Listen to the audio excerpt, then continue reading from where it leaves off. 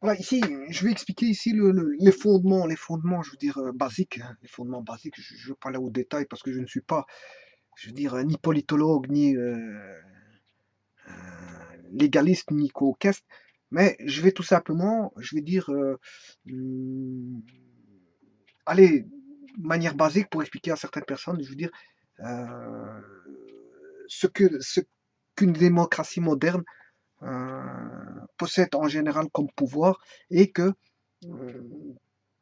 par rapport à ces pouvoirs-là, qu'il y ait une séparation des pouvoirs et pourquoi séparer ces différents pouvoirs et pourquoi avoir pensé à séparer ces différents, on va dire, pouvoirs. Si je prends par exemple la démocratie belge est, je veux dire, est basée sur trois types de pouvoirs. Un pouvoir législatif, dans le mot législatif, on sous-entend loi, les lois. Hein. Un pouvoir exécutif, on voit bien le mot exécutif, exécuter, et le pouvoir judiciaire ou de juridiction.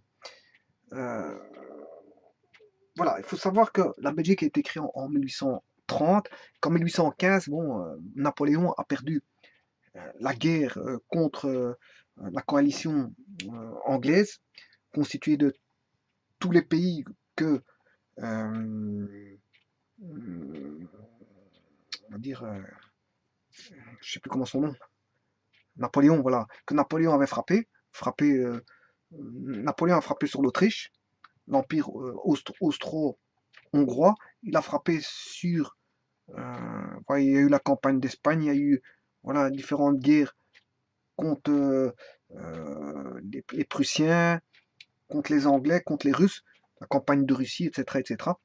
Donc à ce moment-là, bon, les Anglais ont rassemblé toute une coalition à Waterloo pour se battre contre les Français. Et donc la France a perdu en 1815 euh, contre les Anglais et ont perdu, je veux dire, la Belgique 15 ans après, 1830, la Belgique avait, je veux dire, euh, l'indépendance, mais avait subi la domination, je veux dire, aussi hollandaise. Hein, hollandaise. Bon.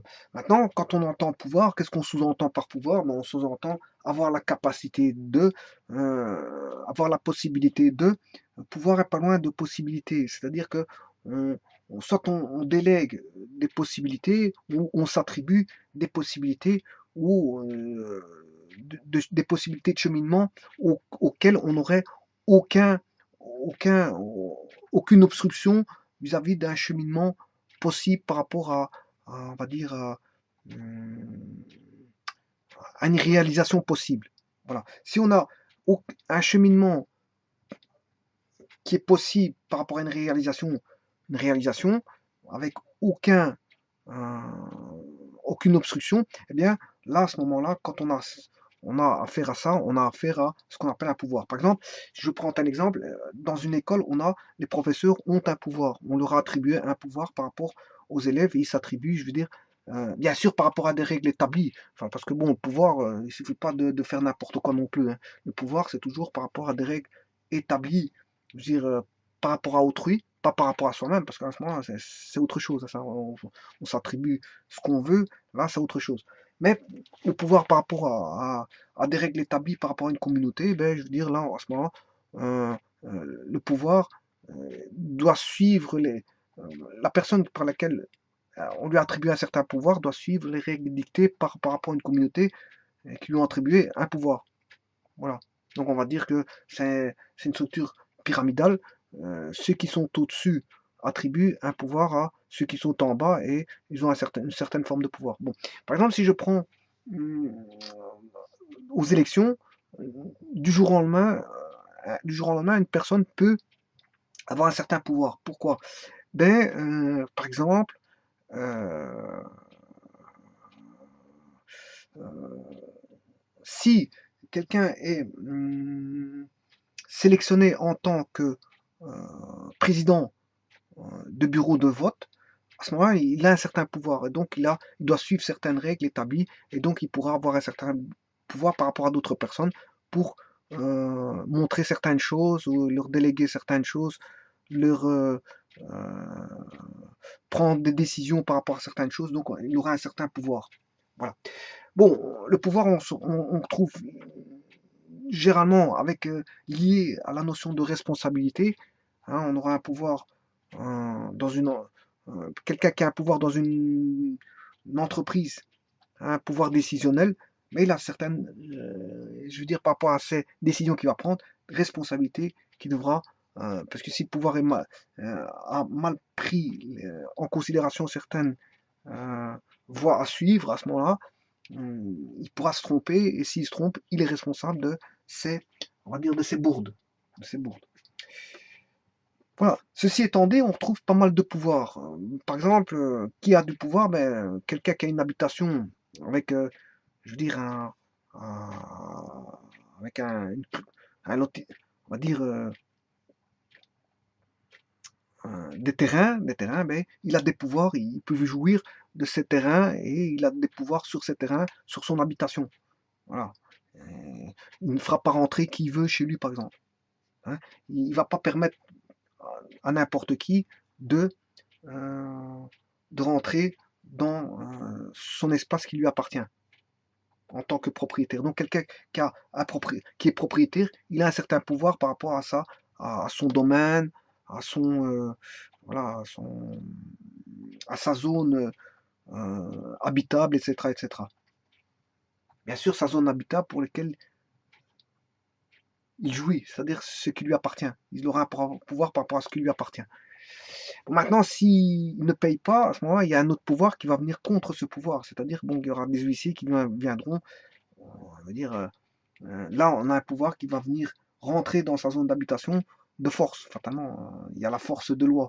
Voilà, donc le pouvoir va, un autre pouvoir peut venir, je veux dire, barrer le chemin à un autre pouvoir, mais c'est un pouvoir qui est pyramidal, c'est-à-dire qui est au-dessus du simple pouvoir. Voilà, il y a des pouvoirs plus. Parce que le pouvoir est hiérarchique, généralement le pouvoir est hiérarchique. Hein. Voilà. Ceci étant dit, donc le pouvoir, qu'est-ce que c'est? Ben, c'est tout simplement la possibilité de faire des choses que l'on peut, que l'on peut, au travers bien sûr des règles. Bon, mais justement, un des pouvoirs, c'est le pouvoir législatif, c'est de créer, on va dire, euh, des lois. Le pouvoir législatif, c'est l'État et qui établit des règles, hein, parce que bon, pour qu'on ait un pouvoir, la première des choses, c'est de faire des règles. Et les règles sont faites par un pouvoir qu'on appelle le pouvoir législatif qui peut se permettre d'établir les règles qu'il veut. Voilà, parce que c'est un pouvoir. Alors, faire les règles, c'est pas n'importe qui peut se permettre de faire des règles. Donc c'est un pouvoir qui va établir les règles de vie en communauté, si vous voulez. Maintenant, on a le pouvoir exécutif, c'est ça, second pouvoir, et on sépare bien. Vous voyez bien que j'ai bien mis 1, 2, 3. Je l'ai bien séparé, j'ai bien mis 1 et 2. Il y a 3 pouvoirs dans le système, je veux dire, d'organisation de l'État belge, donc le pouvoir législatif, exécutif et judiciaire. Et généralement, on retrouve ça dans beaucoup de pays. Bon, alors, le pouvoir exécutif, c'est tout simplement de faire appliquer tout simplement ces fameuses règles de vie communes qui ont été établies par le pouvoir législatif, mais c'est de les faire appliquer par le pouvoir exécutif. Donc, exécutif exécute les lois. Exécute les lois. Donc, les applique. Si vous voulez, applique les lois qui ont été établies par le pouvoir législatif. Bon, maintenant, le pouvoir judiciaire ou de juridiction, c'est tout autre chose. C'est, en fait, l'État, c'est l'État, toujours encore une fois, parce que dans tous les trois cas de figure, on retrouve l'État. C'est l'État qui tranche des différentes contestations résultant relatives à l'application justement des lois. Voilà. Maintenant, vous me direz, ouais, c'est qui l'État? Bon, l'État, puisque l'État, c'est lui qui pond les lois, l'État, c'est lui qui applique les lois, et l'État, c'est lui euh, qui tranche les contestations possibles. Donc, qu'est-ce que c'est que l'État? Ben, l'État, vous allez me dire, la plupart des personnes, l'État, il faut déjà un État-nation, parce qu'on ne peut pas parler d'État s'il n'y a pas d'État-nation. Et l'État, il est constitué de citoyens. Voilà, les citoyens, bon, qui ont des droits et des devoirs. Bon, chaque citoyen a des droits et des devoirs. Bon, euh, il a des droits par rapport à une législation et il a des devoirs par rapport à une législation. Une législation qui est faite par pouvoir législatif. On ne peut pas s'attribuer n'importe quel droit que l'on veut si ce n'est pas inscrit dans la comment on appelle ça la, la constitution. Voilà, la constitution. Voilà, on ne peut pas s'arroger de certains droits et devoirs qui ne sont pas dans la constitution. Généralement, la constitution reprend tous les droits, toute la législation concernant les droits et les devoirs du citoyen. Bon, et dans tout pays, on retrouve des constitutions, hein, des constitutions toutes faites. Voilà, mais attention qu'il y a des constitutions arrangées par rapport à un seul pouvoir. Voilà, c'est ça. Justement, ici, c'est la séparation des pouvoirs. Et donc, séparation des pouvoirs fait en sorte que on ne va pas attribuer trop de pouvoir à une seule personne. Donc, on les sépare correctement. Parce que s'il y a une personne qui a trop de pouvoir, par exemple un président qui aurait trop de prérogatives par rapport à trop de pouvoir, ben à ce moment-là, elle se permettrait de faire des lois et au niveau judiciaire de se dire bon, c'est moi qui tranche les lois que j'ai faites, donc en fait là il y a les pleins pouvoirs et les pleins pouvoirs c'est pas trop bon. Et justement la Belgique en sortie, enfin, au début de son indépendance, avait justement en arrière-pensée justement le trop plein de pouvoir que les Hollandais avaient en ayant justement concentré trop de pouvoir au niveau des Hollandais. La Belgique a pensé à ça et donc a eu une arrière-pensée de créer une constitution en séparant bien sûr les pouvoirs. Il faut savoir aussi que la Belgique est un pays, je veux dire, on va dire, comment ça s'appelle ça, une monarchie.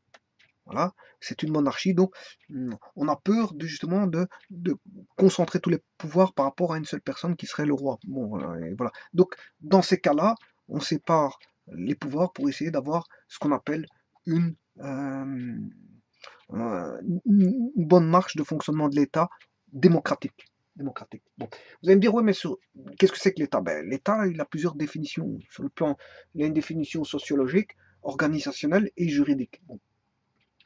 On peut dire que sur le plan, par exemple, sociologique, ben, l'État, c'est un ensemble de personnes vivant sur un territoire déterminé, bien sûr, avec des lois qui sont, bien sûr, établies. Des règles qui sont établies. Voilà. Ça, c'est sur le plan sociologique. On va dire que c'est un ensemble de personnes vivant sur un territoire et qui sont soumis, je veux dire, à un gouvernement. S'il est soumis à un gouvernement, à ce moment-là, on va dire que on a un État. Un État. Bon, ça c'est au niveau sociologique. Parce qu'il existe une définition du point de vue organisationnel, pardon, je m'excuse. Donc l'État, à ce moment-là, ce serait une forme d'organisation que la société utilise pour s'orienter et se gérer.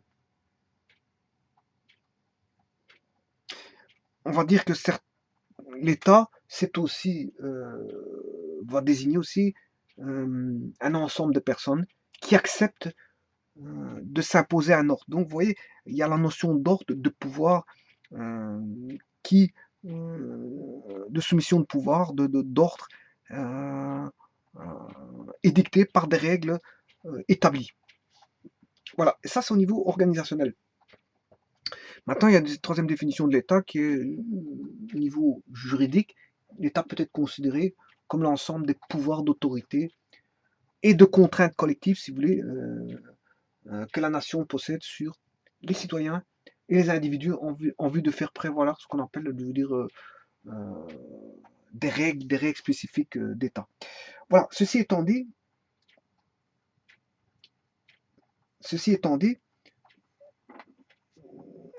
la notion d'État possède plusieurs, on va dire,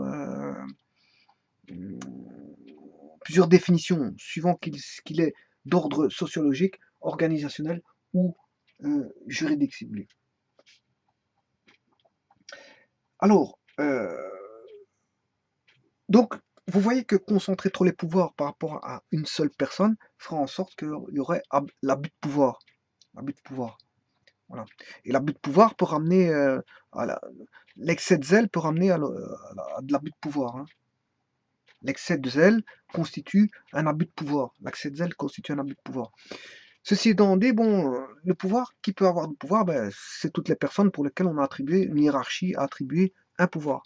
Par exemple, je parle des professeurs d'école, bon, on leur attribue un pouvoir. Dans une entreprise, il y a une organisation hiérarchique avec des pouvoirs qui sont attribués. Une personne sera cadre, donc avec un certain pouvoir. Une certaine personne sera dirigeante avec un certain plus haut pouvoir. Voilà. Et donc, vous voyez qu'il y a une structure hiérarchique qui se fait avec des différents pouvoirs possibles.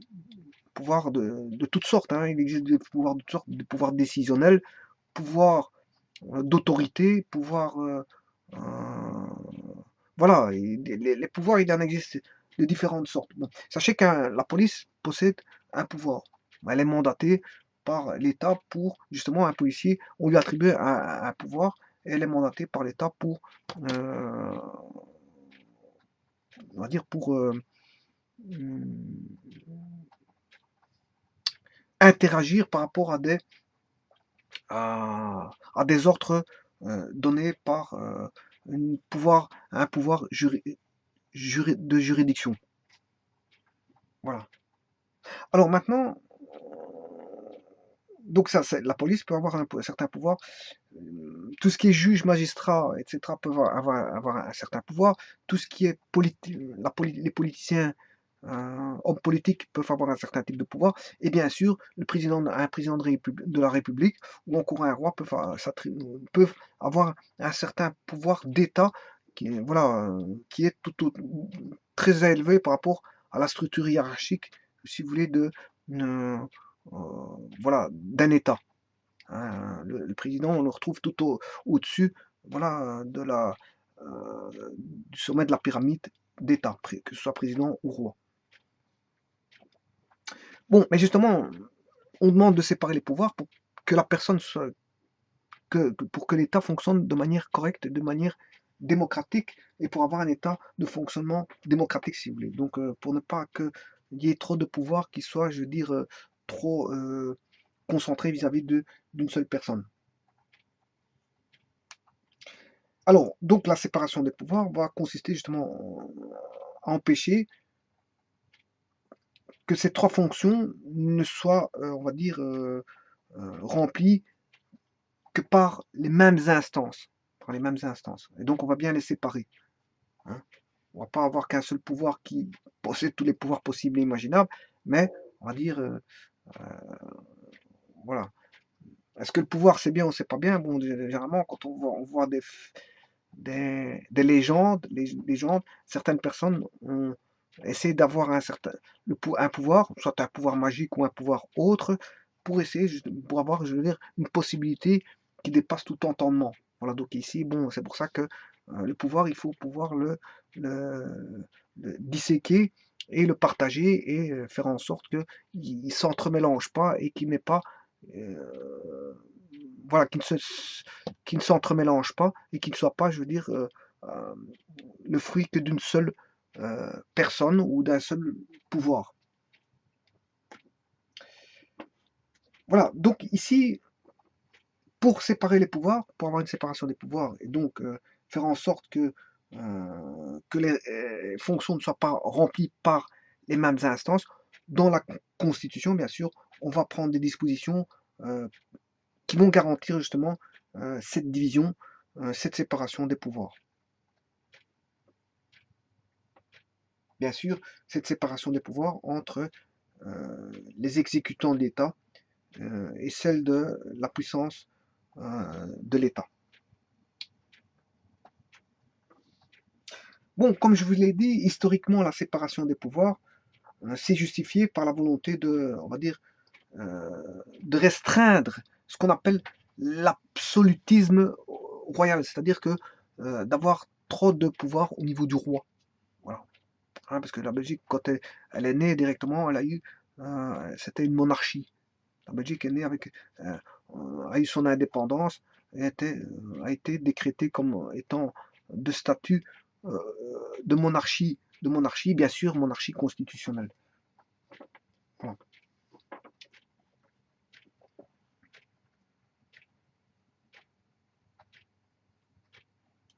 Et comme je vous ai dit tout à l'heure,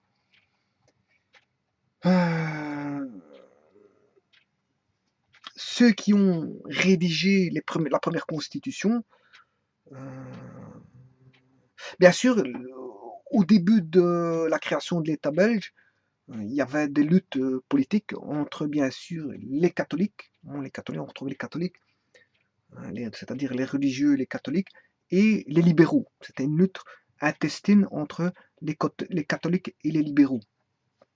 Voilà. Bon, et donc, vous voyez qu'il y avait déjà deux types de pouvoirs on va dire, qui luttaient entre eux déjà à la création de l'État moderne de la Belgique constitutionnelle, monarchie constitutionnelle, mais il y avait les catholiques et les libéraux. Et bien sûr, il y avait euh, le roi, euh, voilà,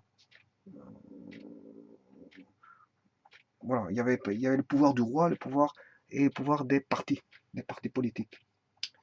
Voilà, parce que les partis politiques ont un certain pouvoir aussi. Voilà, donc ils ont un degré de pouvoir. Voilà, il faudrait peut-être énoncer ça comme on parlerait plutôt de degré de pouvoir. Hein. Qu'est-ce qu'un pouvoir? On peut mettre le pouvoir sur une échelle de 0 à 100.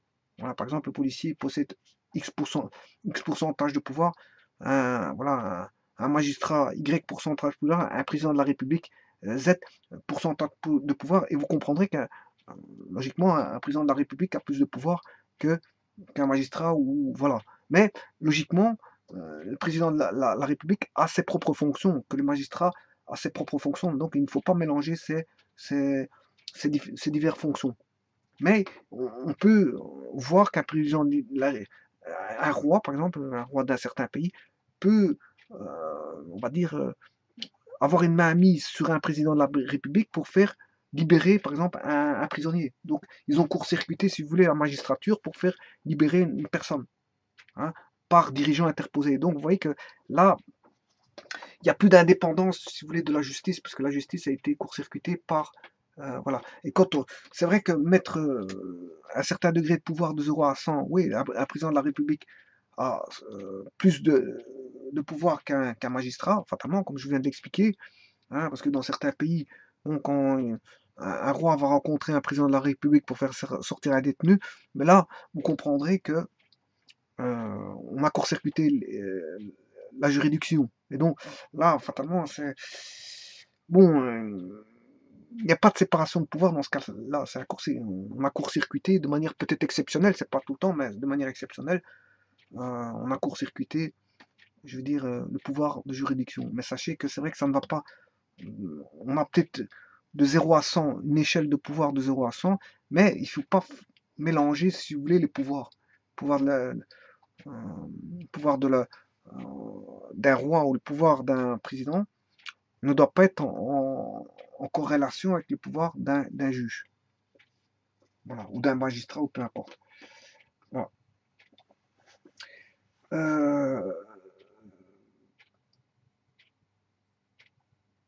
Et donc, au départ de la création de la Belgique, comme je vous ai dit, bon, la Belgique, quand elle était indépendante,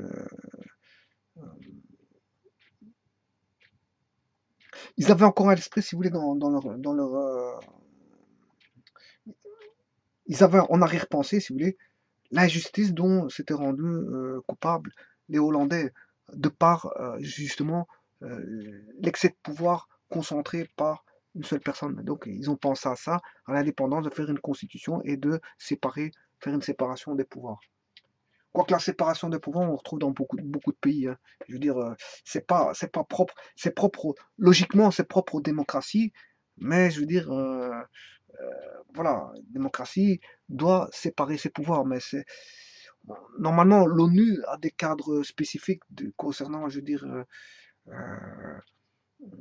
la communauté de vie humaine sur Terre, et donc à l'ONU on retrouve que pour avoir un bon fonctionnement de l'État, ben, qu'il faut séparer les pouvoirs. Déjà à l'ONU, on a des cadres législatifs qui le mentionnent, Libre au pays de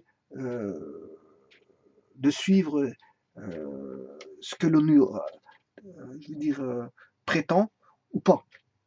Ils sont libres voilà, si un pays a envie d'être une dictature, ah ben, tant pis, c'est lui qui l'a choisi, c'est ce pays-là qui a choisi, mais ce sera au détriment de sa population qui va subir la dictature.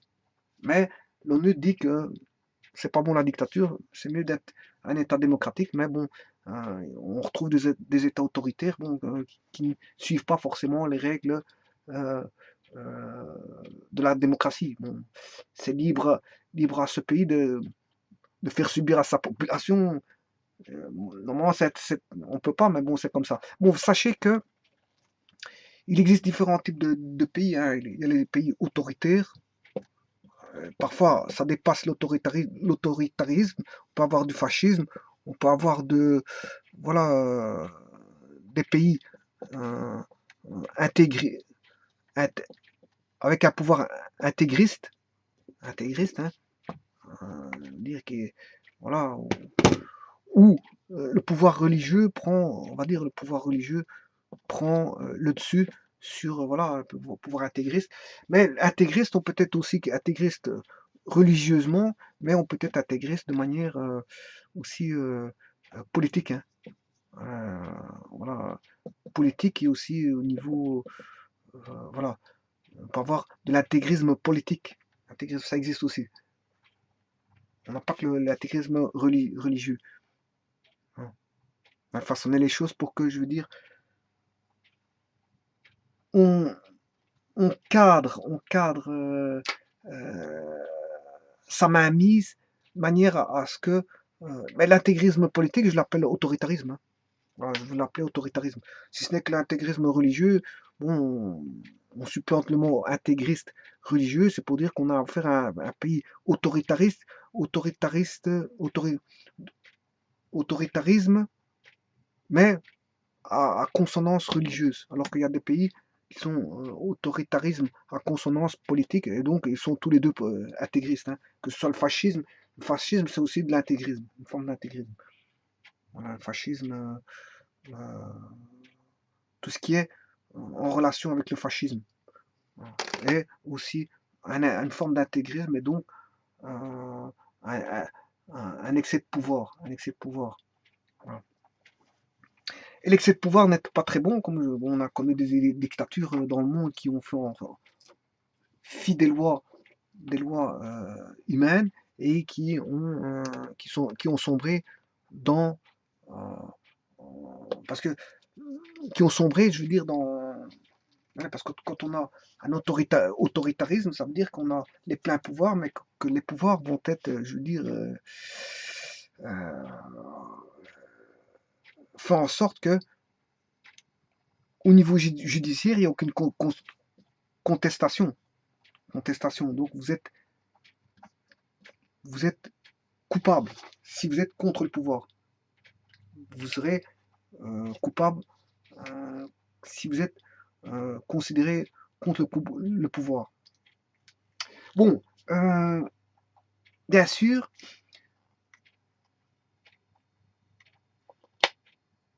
un cas de figure,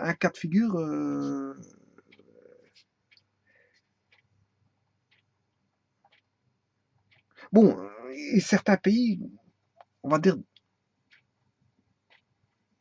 dépassent tout entendement en, je veux dire, martyrisant leur population au travers des pleins pouvoirs qu'une personne s'arrogerait par l'autoritarisme. Ben, sa population serait, on va dire, malmenée par le trop plein de pouvoir, par la personne qui, qui se croit, je veux dire, le Dieu sur terre. Le Dieu sur terre, mais je dirais même le Dieu de sa population. C'est déjà assez le Dieu de sa population. Et certains veulent être le Dieu sur terre qui, voilà, ils ont des prétentions, je veux dire, et ça a donné ce qui s'est passé avec certains États dans le passé. Certains États dans le passé. Bon, l'autoritarisme peut ramener à malmener sa population, mais peut ramener à, on va dire,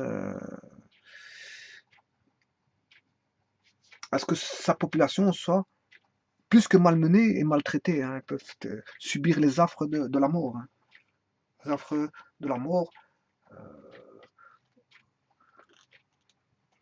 Donc on peut connaître des génocides de population tout simplement à cause d'un autoritarisme euh, très prononcé, tel qu'il y a eu ça en Russie et en Chine. Hein. Russie, Chine, Allemagne. Là, on a eu un autoritarisme très prononcé. Bon, Chine, on a connu un certain Mao Tse-tung. La Russie a connu certains tsars qui ont tué leur population, je veux dire. Et l'Allemagne avec l'Allemagne nazie. Ouais, tout ça a fait en sorte que on a eu des exemples de cadres de, de, de pouvoir autoproclamé, je veux dire, à forte connotation. Bien sûr, en Italie, bien sûr, mais l'Italie n'a pas fait subir les affres. Il y a une des répressions des populations, mais pas jusqu'à avoir presque des génocides voilà, de leur population, comme il y a eu en Russie, et en Chine et en Allemagne. Voilà, donc ici, ça c'est quand on a les trop pleins de pouvoir, ça peut ramener à ceci, au fascisme, à toutes les formes, on va dire, déformées d'autoritarisme. Voilà, donc ici, pour qu'il y ait un jeu démocratique, il faut déjà penser, si vous voulez, une séparation des pouvoirs, pouvoir judiciaire, démocratique, enfin judiciaire, exécutif et judiciaire. Voilà. Et il y a une réalité à tout ça. Il y a une réalité aujourd'hui qui est que la séparation des pouvoirs est garantie par ce qu'on appelle l'incompatibilité et par des immunités. Bon, bien sûr, dans l'incompatibilité et les immunités, on va dire, dans ce qui est une marche possible, parce que parfois il y a aussi des exceptions à tout ça, et on peut rencontrer des exceptions. Voilà, on peut rencontrer des exceptions à tout ça, et parfois elles peuvent être flagrantes. L'incompatibilité, c'est par exemple celle qui empêche un parlementaire d'être un salarié de l'État. Voilà, un parlementaire ne peut pas être un salarié de l'État en même temps. Ou par exemple, celle qui interdit à un juge d'appartenir à... le juge fait partie du monde judiciaire, hein, du monde de la juridiction. Bon, le juge ne peut pas, il fait partie du pouvoir judiciaire, il doit faire partir que du pouvoir judiciaire. Il peut peut-être, je veux dire, il peut pas être justement faire partie du pouvoir judiciaire et en même temps du pouvoir exécutif et en même temps du pouvoir législatif. Non, on va avoir une séparation. On ne peut pas faire intervenir. Il ne peut pas avoir les pouvoirs. Justement, dans un bon sens de pouvoir, de séparation de pouvoir, le juge ne peut pas avoir un pouvoir ici et en même temps un pouvoir là. Ou un pouvoir là et encore un pouvoir là. Et le summum, ce serait d'avoir un pouvoir là, là et là. À ce moment-là, il aurait trois pouvoirs, il aurait les pleins pouvoirs. Non. Donc on essaie de séparer, je dirais, les choses pour que un juge ait qu'un seul pouvoir, c'est le pouvoir de la juridiction et donc de la pouvoir judiciaire. Et donc ça, le fait de se dire que bon, de bien séparer comme ceci les fonctions pour qu'une fonction ne soit pas prise dans deux pouvoirs possibles, eh bien, c'est ce qu'on appelle l'incompatibilité. L'incompatibilité qui est garantie par la Constitution et qui garantit bien sûr la séparation des pouvoirs par l'incompatibilité d'avoir deux ou trois pouvoirs possibles. Quand vous êtes dans un pouvoir, vous ne pouvez être que dans un seul pouvoir. Un seul. Un seul pouvoir possible. Si vous êtes dans le pouvoir exécutif, vous ne pouvez pas avoir de relation avec. Enfin, vous ne pouvez pas être dans le pouvoir exécutif et en même temps dans le pouvoir exécutif législatif. Si vous êtes dans le pouvoir exécutif, vous ne pouvez pas être dans le pouvoir exécutif et judiciaire. Voilà. Si vous êtes dans le pouvoir exécutif, vous ne pouvez pas être dans le pouvoir exécutif, législatif et judiciaire.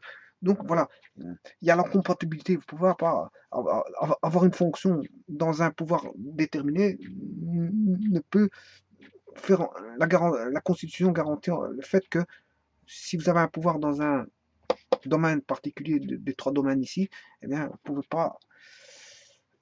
C'est incompatible d'avoir une fonction dans un autre type de pouvoir, tout en exerçant dans un pouvoir bien précis.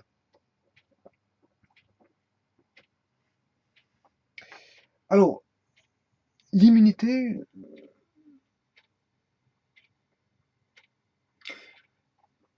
on va dire l'immunité, qu'est-ce que c'est? L'immunité, elle met les bénéficiaires de l'immunité, bien sûr, à l'abri de certaines pressions émanant des autres pouvoirs.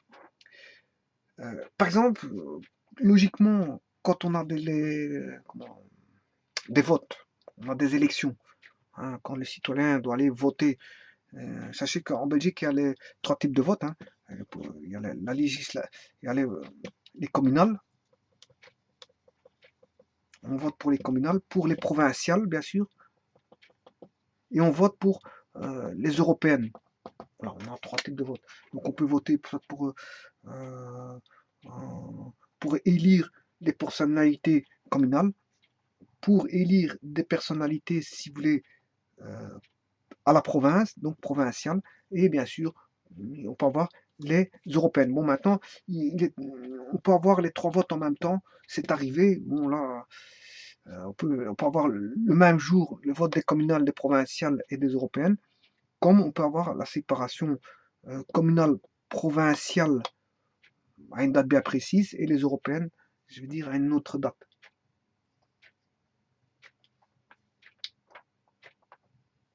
Voilà, ceci étant dit, l'immunité, par exemple, si quelqu'un, on a les votes, il y a un élu qui désire être élu par, bien sûr, le choix des citoyens, si les citoyens l'ont élu, hein, eh bien, l'immunité, c'est de faire en sorte que pendant la période électorale, que le pouvoir judiciaire ne vienne pas sortir des affaires pour justement faire tomber un élu qui ne serait pas, qui n'aurait pas les vues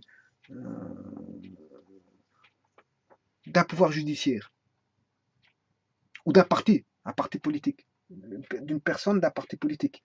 Personne d'un parti politique, si on désire si on estime qu'elle est trop influente et que le pouvoir judiciaire n'aime pas ce parti politique-là et qu'elle va tenter de le faire tomber, au niveau des élections, elle pourrait le faire tomber en sortant des affaires spécifiques.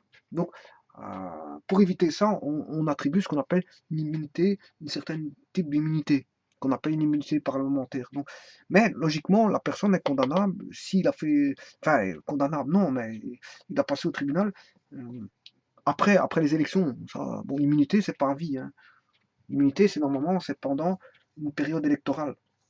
Bon, mais certains ont transformé l'immunité à vie. Non, pour moi, c'est pas juste. Hein. L'immunité, c'est juste pendant la période électorale, la personne ne doit pas être attaquée pour la faire tomber parce qu'on n'aime pas son parti. Voilà. Alors que, voilà, voilà. Voilà. Pour éviter des interactions du pouvoir judiciaire sur un pouvoir politique, pour faire tomber un pouvoir politique, un parti politique, qui ne serait pas apprécié par le pouvoir judiciaire, par un pouvoir judiciaire bien apprécié, hein, par rapport à un magistrat ou autre, ben à ce moment, on essaie de faire en sorte que la personne ait une immunité parlementaire pour qu'elle ne soit pas attaquable. Voilà. Mais normalement, elle ne doit pas être attaquable pendant la période des élections. Mais en dehors des élections, si la personne lui est reproché certaines choses, mais elle doit passer au tribunal pour avoir pour se défendre par rapport à ses reproches. Voilà. Voilà. Si elle conteste les reproches qui lui sont reprochés, ouais, les reproches qui lui sont reprochés, ouais, ça se dit. Voilà. Voilà, et l'immunité, les cas d'immunité, on peut prendre pas mal d'exemples de cas d'immunité possibles. Hein.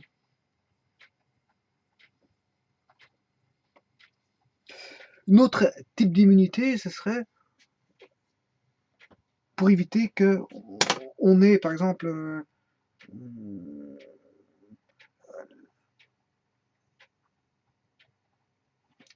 voilà.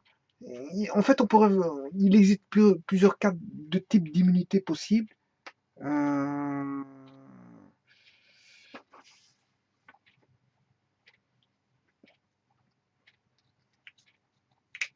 voilà, je vous en ai donné un qui était le cas de figure avec le pouvoir judiciaire et les partis politiques.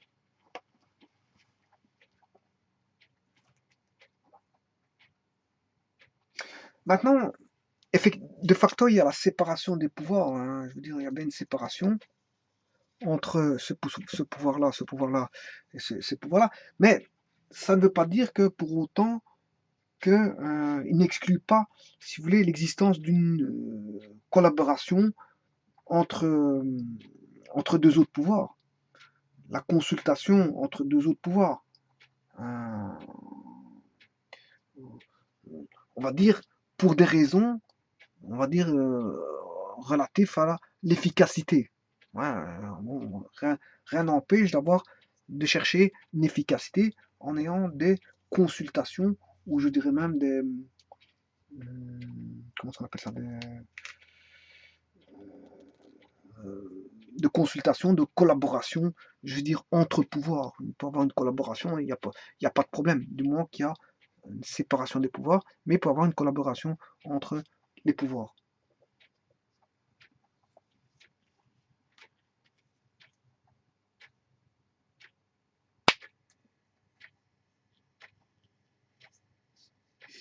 Bon, maintenant, comme je vous dis, quand je dis collaboration, consultation, on peut rajouter une terminologie qui serait par exemple un contrôle. Pourquoi pas, hein. Ils peuvent se collaborer entre eux, se consulter entre eux, et ils peuvent se, avoir un contrôle. Un contrôle, pourquoi pas.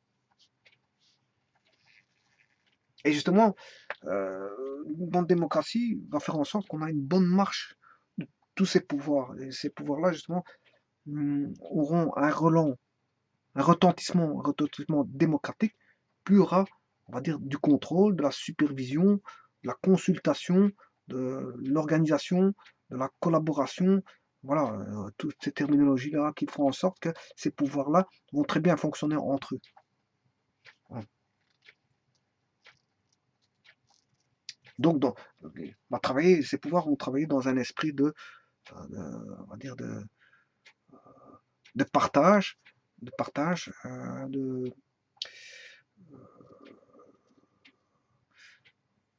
comme une mécanique qui travaille, une mécanique d'engrenage qui travaille, qui fait en sorte que tout, tout, tout baigne dans l'huile, tout roule correctement et tout fonctionne correctement. Eh bien, les pouvoirs feront en sorte d'être, je veux dire,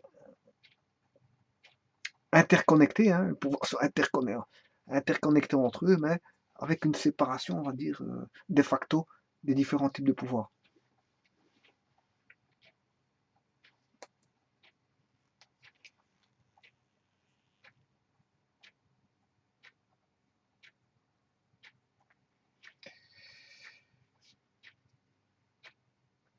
Bon, par exemple, le pouvoir judiciaire,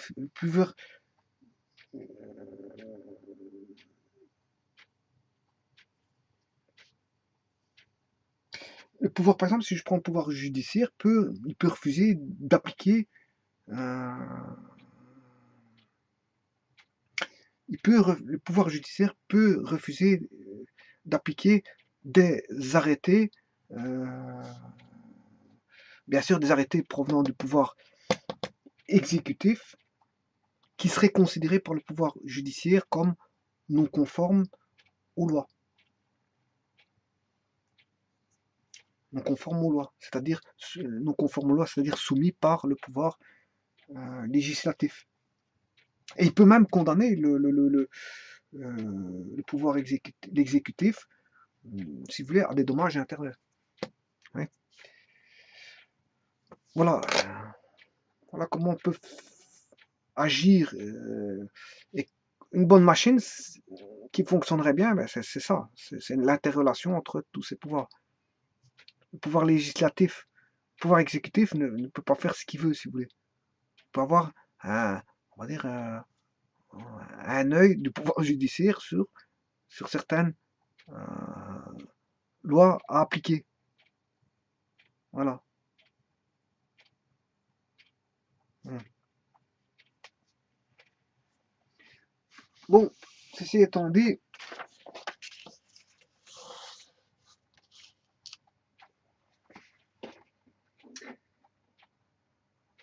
voilà pourquoi là, dans une démocratie, on a besoin de séparer les pouvoirs. C'est pour pas concentrer les pouvoirs, dire au sein même d'une seule instance, qui fera en sorte que les pleins pouvoirs, c'est très mauvais, très néfaste pour les citoyens constituant un État-nation. Et donc, l'histoire est là pour la démontrer que les pleins pouvoirs ont toujours mené à des formes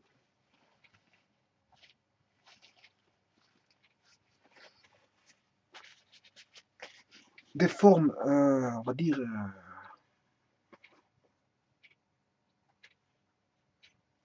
malsaines de pouvoir, des formes malsaines de pouvoir.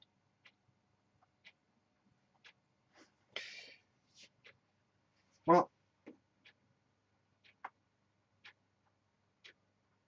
je vous remercie.